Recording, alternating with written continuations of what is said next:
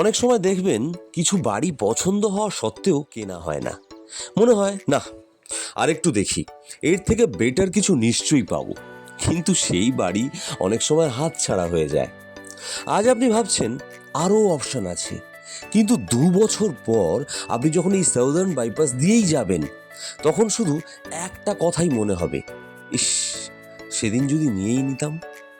কারণ এটা শুধু 2 BHK ফ্ল্যাট না, চারিদিকে 75% খোলা সবুজ জায়গা, এত গাছ, পরিষ্কার পরিচ্ছন্ন পরিবেশ।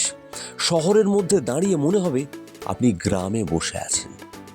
আশেপাশের প্রজেক্টে আশা করি এইরকম ওপেন স্পেস আর পাওয়াই যাবে না। আজ দাম মাত্র 32 লাখ। হ্যাঁ, ঠিকই শুনেছেন, তাও আবার কার পার্কিং সহ।